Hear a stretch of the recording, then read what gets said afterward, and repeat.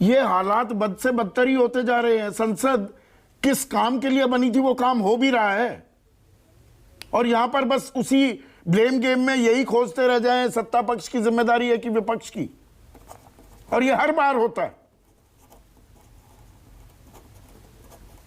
देखिए, इसके बारे में जितना कहा जाए उतना कम है।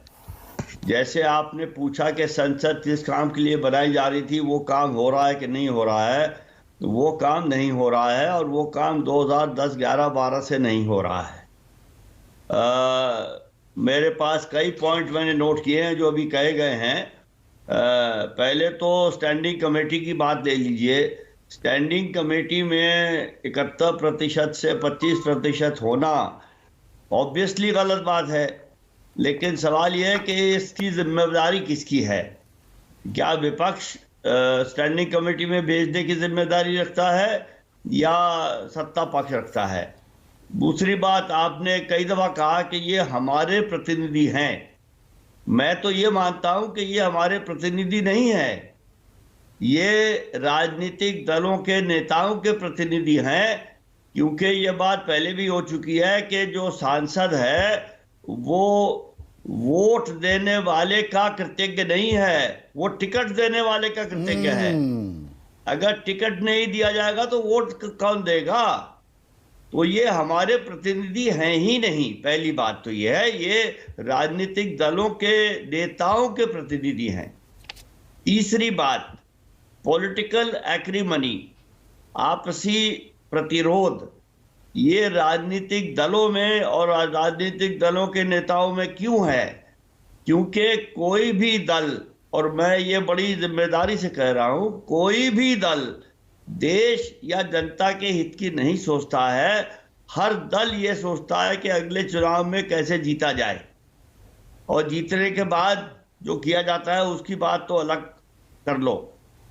चौथी बात, आपने कहा कि विप की बात बंद कमरों में लोग करते हैं। भाई, बंद कमरों में क्यों करते हैं?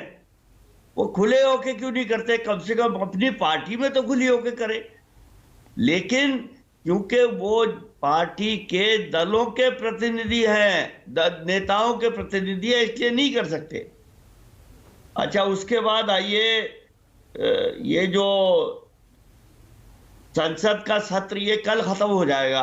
कल क्यों खत्म होगा भाई? ये तो शायद मेरे ख्याल में 26 या 29 तारीख तक चलना था। हाँ, 29 तक चलना था। तो कल क्यों खत्म हो जाएगा? कौन हो गया खत्म इसको?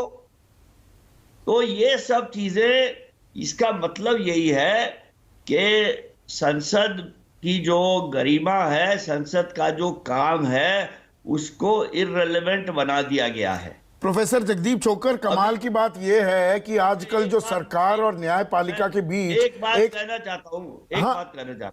हाँ, अभी जारी रखिए। दिल्ली म्युनिसिपल कॉर्पोरेशन के इलेक्शन के बाद एक कोई क्षेत्र है, आई थिंक उसका नाम है मुस्तफाबाद। उसके कुछ चुने हुए पार्षद जो थे वो अपनी पार्टी बदलने की कोशिश में लग गए थे। तो जनता ने उनको पार्टी बदलने से मना किया, जबरदस्ती रोका।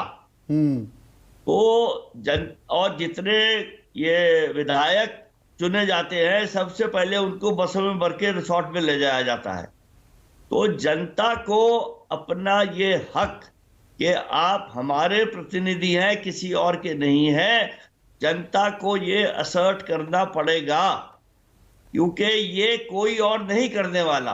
तो जनता को दबाव बनाना पड़ेगा। बहुत ही अहम बात आप कह रहे हैं।